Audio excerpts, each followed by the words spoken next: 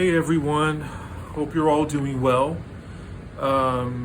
It's been 2 years since I've done my last video touching on having Asperger syndrome and how I cope with humor. And I have been wanting to do a follow-up video for a while. And since my outline notes are a bit lengthy, this time around, I'm going to split this one up into a part 2A, which I'm doing now, and then a part 2B, which I'll do eventually. So to recap a bit, I've mentioned last time that humor, as far as myself, is not a natural outlet as it is for most neurotypical people, nor is it a way of coping. That is coping in life. For example, using humor as a mask to cope with stressful situations or dealing with a sickness or terminal illness. In addition, some who use humor as a defense mechanism in situations such as being criticized or verbally attacked. And I've also mentioned how most people often use humor as a way of getting a response out of me for the means of slapstick entertainment. Unfortunately, that kind of entertainment irritates me and can leave me feeling uncomfortable and tense to where I feel extremely sensory overloaded. So it's like being forced to crawl out of my shell for the slapstick entertainment of others, as I mentioned before, and making me feel like I'm this public spectacle. And I've also mentioned how at times, I'm not trying to be this killjoy or buzzkill to ruin everybody's good time. And even though humor for me is not an outlet as a way of coping with life, it doesn't mean that at the same time I'm this stingy, stiff, grumpy kind of person.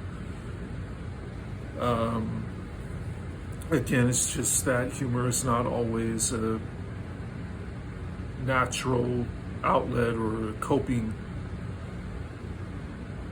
a way of me coping with life, that is. So anyways, even at times when I'm usually having this rigid expression on my face, it doesn't mean that I'm angry or frustrated, but just people who are on the autistic spectrum, most people on the spectrum tend to have this rigid expression.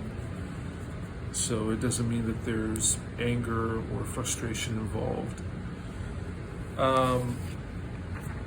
So moving on, I've also mentioned last time that I don't have any problems with physical contact or gestures such as hugs and handshakes. Usually I do well with, a hug or a handshake, as I've mentioned before. It's only when they are forceful and aggressive. That is, if someone just walks up to me and gives me this big old bear hug, or just kind of, forces me into a hug, then that doesn't sit well with me. And I did mention last time that I've been poked in the belly a few times in my life. Usually when someone would poke me in the belly, that's happened a couple times in my adult life.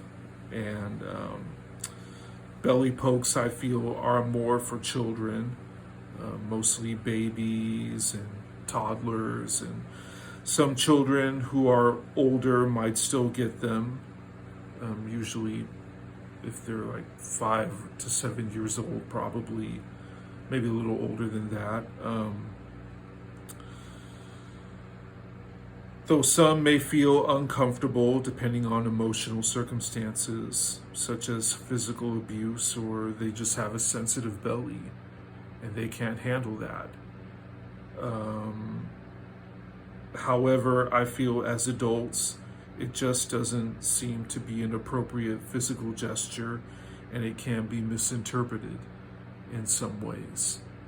If someone's been emotionally or physically abused in their life, and someone decides to poke them in the belly for fun or just as a way of affection, it can be viewed it could be interpreted as a inappropriate gesture in some ways, and that may trigger some emotional occurrence, which they end up feeling afraid or frightened in some ways. But I also tend to be given a hard time on occasion that I'm a Superman fan. And everybody out there who knows me well knows that I'm a hardcore Superman fanatic. Almost every time I wear a shirt or a sweater with the S insignia, there usually is someone who notices and excitably shouts out, "Superman!" And they feel that they have to point that out. Also, whenever I post things or related to Superman, it tends to make me feel on the spot in which too much attention rather is directed towards me, even when it's about my collection or anything having to do with Superman, such as a figurine or clothing. And sometimes I may not always say it out loud, but it's like when people usually get too carried away giving me a hard time about anything having to do with Superman, I may get somewhat a little too tense about it, a little uncomfortable even. When it's the other way around, for example, some who are into Star Wars or Minecraft or Spider-Man or vintage automobiles or other hobbies and interests, I don't put them on the spot concerning those interests or make it too grandiose, or if they wear a shirt having to do with Star Wars or Spider-Man, I don't shout out Star Wars or Spider-Man or anything like that. To me, it's just an interest. I just look at it as an interest or a hobby, and that's all it is to me, and that's all it is to them. Maybe others may not be too bothered by it, but still, I just don't do that to them. Put them on the spot too much about it. It doesn't mean that I don't get excited at all. It doesn't mean that I don't get excited about anything that has to do with Superman. I do. It's just that it isn't an obsession. Sometimes I may not make too much of a big deal about it. Maybe there was a time that I did, but that still doesn't mean that I'm not interested. So I know, again, it might be surprising to some to hear that, but and I know it's common that people who are autistic or who are on the autistic spectrum, that if they're interested in something, in a hobby or an activity, and they go more deeply into it, like do their homework and get more information on it, it seems like it becomes an interest, or becomes an obsession rather, in that interest. But I don't really think of it as an obsession, just a heightened interest, if you will. But at the end of the day, that's all it is, just an interest, a hobby. So anyways, there was this moment about 4 or 5 years ago. I had posted something about not being a big fan of rain. And I know a lot of people love to post something about, when it rains outside, and, everyone gets excited about it. And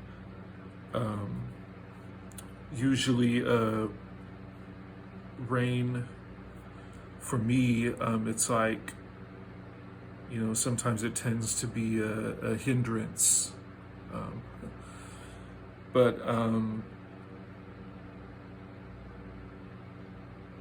this was something that I had posted a while back about not being a big fan of rain, and someone who decided to respond by saying something to the effect of, "Do you need the ambulance to come get you?" Even though that was meant to be a joke. But even though some might find that funny at the sound of hearing that, to me it felt degrading and a lack of sensitivity. And even though we need rain, especially for our agriculture and our crops, it tends to be inconvenient since I don't have the luxury of having an automobile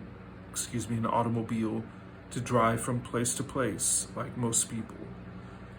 So when I was saying about rain being a hindrance, it's as if, in my case, because I don't like to go outside when it rains, and get wet, get soaked. So it means having to put some errands off, having to put errands on hold until either the rain stops or there's a break in between for a few hours. That gives me a window to go out and do what I need to do. But for the most part, I just don't like to go out into rain and get wet. I mean, even if I have an umbrella, or, I just don't like going out in rain at all. And since I don't have, again, a vehicle or an automobile to get around in as most people do,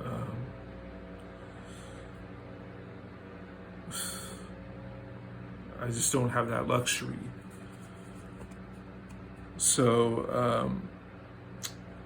I get around by bicycle or walking, even taking a route bus on occasion. However, I don't like to go out in the rain, as I've already mentioned, because I don't want to get wet and soaked. So I choose to delay my plans. The point of this is that some use humor to give me a hard time if I don't agree with them, if I'm not on the same bandwagon as they are, or share the same perspective, or if I give a different opinion. Some who might even resort to name calling. Like if somebody decides to call me Karen because they think that I'm complaining about, when all I'm doing is just sharing my difference of opinion about it. And, people who just want to feel better about themselves or feel good about themselves at the expense of, giving me a hard time about it. Just because someone may not be on the same bandwagon doesn't mean they need to become a laughingstock or be teased, whatever the subject may be, or even if I may have a difference of opinion about it. I've just also wanted to mention in closing here on this vlog that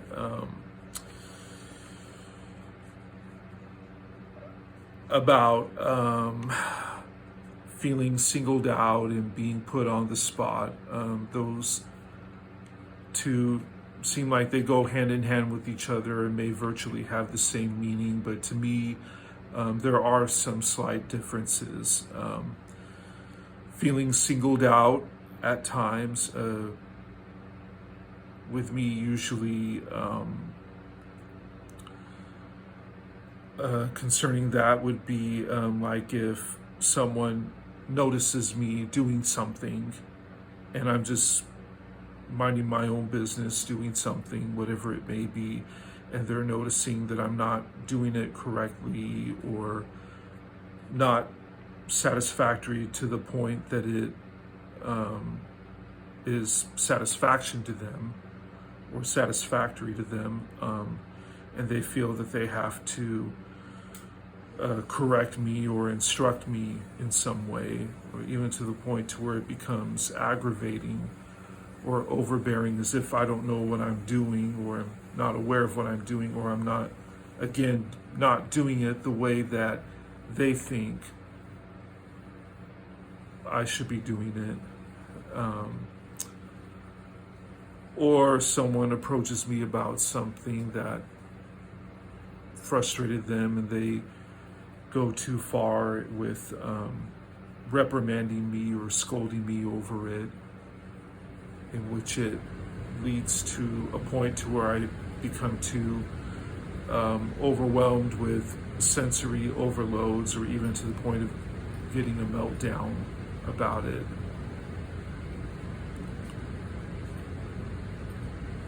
That they become, that they're doing it too aggressively towards me in my case. Or again, having to do with humor in this case, someone who drags me too much into a humorous situation, and I again get too uncomfortable and too sensory overloaded and overwhelmed with feeling tense and uncomfortable again even, and I just have to shut myself off and withdraw. And as far as being put on the spot, like if someone again approaches me in a extravagant, extroverted kind of way, and it's too exuberant or a little too excitable on their part, and it's made out to be this too spectacular, extravagant kind of way to where all this attention is on me, like a grandiose entrance kind of way, and I get too uncomfortable with that, and it's nothing against, that person. And again, that may make me feel a little too uncomfortable.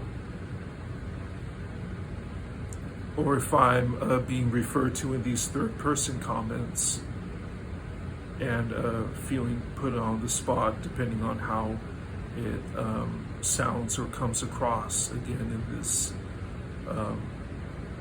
overly humorous kind of way.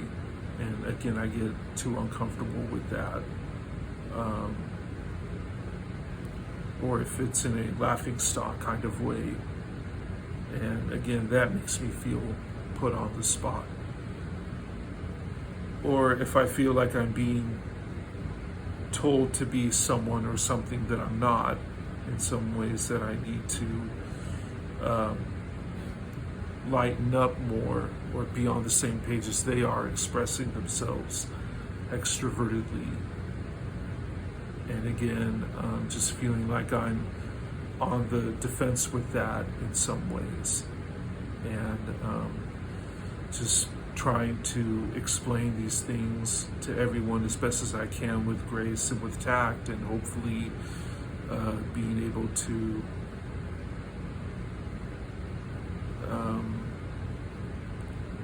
make that kind of approach with them as far as being gracious and lovingly about these things, to where hopefully amends can be made and to where we can resolve these matters while not having to make it seem like I'm pushing anyone away or driving anyone away. That's never what I'm trying to do. That's not what I'm trying to do at all. And hopefully people can understand that as well. So anyways, that's going to do it for now.